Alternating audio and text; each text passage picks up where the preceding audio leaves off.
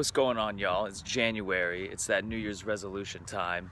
And I got the question the other day from someone who said, you know, Zach, I set New Year's goals and New Year's resolutions every December and January, and I have every intention of keeping them. They're very important to me, health, fitness, finance related.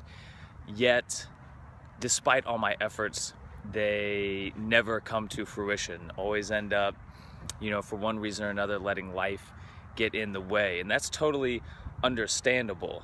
But what you really have to consider is that when you're setting goals, concrete, step-by-step goals, there's really two ingredients that people don't take seriously enough. And one is something that is very common that you hear about all the time, and one of them is maybe not. And for those of you who either know and train with me in person or keep up with my social media, you know that I'm actually training a fairly sizable team of people for a powerlifting competition here in the spring.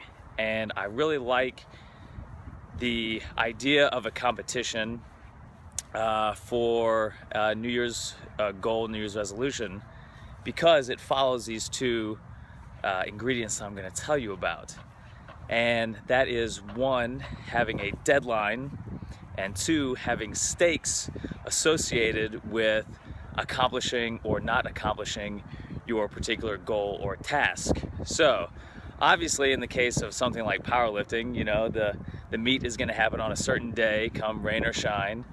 And the stakes are, well, certainly it depends on the person, but you want to do well, you want to set some personal records, you want to have a good time, you want to be prepared.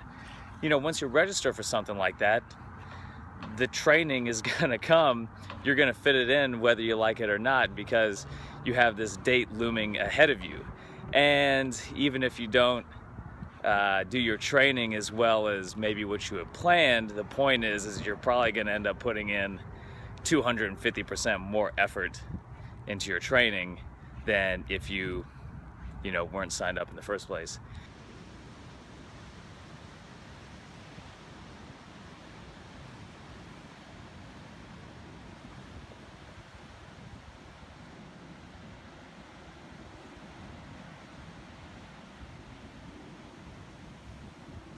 Same thing with Spartan races. I always like to encourage people to sign up for those for the exact same reason. There's a deadline, the race is going to happen, and there are stakes associated with that, okay? Now, I believe it was Tony Robbins who came up with the Alpo diet. The Alpo diet was basically a bet that you make with your friends or family to say that you're going to stick with your diet for X amount of time, and if you don't, you're going to eat dog food right in front of them. Alpo dog food, Alpo diet. So, don't necessarily think that the average person needs to go that far, but something to consider. So, deadlines and stakes. Unfortunately, not the tasty kind. Consider how you might be able to apply those two things into your 2016 goals and resolutions, and I'm sure you're going to have a much higher chance of getting it done this year.